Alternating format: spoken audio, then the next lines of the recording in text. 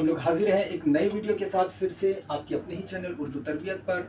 आज हम लोग देखने वाले हैं जो लेसन हम लोगों का होगा, नज़्म का 2 लेसन होगा, जिसमें बिजली का खंभा और नज़्म बहुत आसान थी पहले, जो निदा फाजली की लिखी हुई है, और दोनों ही नज़्म को निदा फाजली ने ही लिखा है।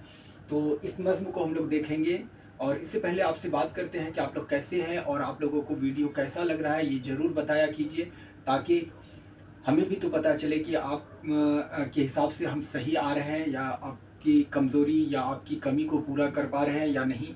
तो ज़रूर आप बताने की कोशिश करें। तो चलिए बगैर वक्त को लंबा किए हुए हम लोग कम वक्त में काम की बात करने की कोशिश करते हैं। सबसे पहले जो ये आपका लेसन जो है नज़्म में बिजली का खंभा और नज़्म बहुत आसान थी पहले, तो इसके बारे में जब पूछा जाएगा कि इसके मुसन्निफ़ कौन है, तो निदा फाजली लिखेंगे आप। और पूछा जाता है कि निदा फाजली कहाँ पैदा हुए, तो निदा फाजली जो थे वो ग्वालियर में पैदा हुए।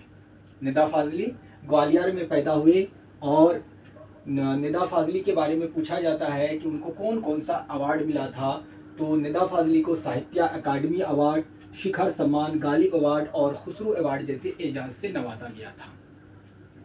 उन्होंने काम ही इतना अच्छा किया है कि ये सब अवार्ड उनके लिए बनता भी था।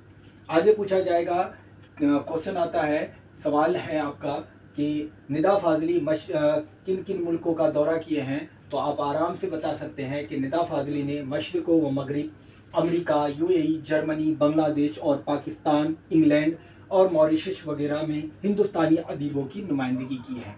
यानी इन्होंने बहुत सारे देशों में जाकर हिंदुस्तान का नाम रोशन किया है, और अपनी शेर व शायरी से पूरा भरपूर दुनिया को सुनाने की कोशिश की है, और दुनिया को बहुत कुछ इन्होंने दिया है, और ख़ास करके उर्दू के जो खिदमात हैं इन्होंने बखूबी अंजाम दिए हैं।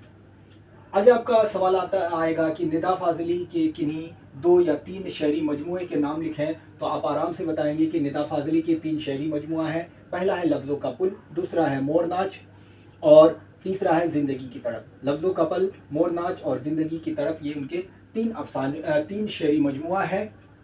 उसके बाद निदा फाजली के बारे में पूछा जाएगा कि उन्होंने जो किस तबके के मसाइल को अपनी नज़मों में उभारा है, तो आप आराम से लिख सकते हैं कि निदा फाजली ने समाज के कमज़ोर और पसमानदा तबके को अपने मसाइल में, अपनी नज़मों में उभारने की कोशिश की है। तो ये निदा फाजली के बारे में कुछ सवाल के जवाब थे जो आप आराम से लिख सकते हैं, और इसको बड़ी आसानी से आप याद भी कर सकते हैं। तो एक बार मेरे साथ देखने की कोशिश करें कि निदा फाजली ग्वालियर में पैदा हुए थे।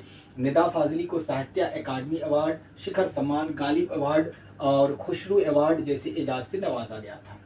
निदा फाजली ने मशरिक़ मगरिब, America, UAE, Germany, Bangladesh, Pakistan, England और मॉरिशस वगैरह में हिंदुस्तानी अदीबों की नुमाइंदगी की।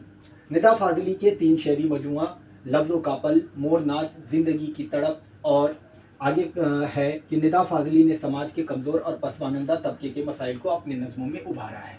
तो ये जो 2 नज़मों का जो निचोड़ था, जो 2 नज़मों से जो ये सवाल आपके 2 नंबर के बनते हैं, उन सवालों को हम लोग देखने की कोशिश किए। तो इन 5 टॉपिक में आपके 2 नंबर के सवाल सारे आ जाते हैं, जो आपको पूछा जाता है।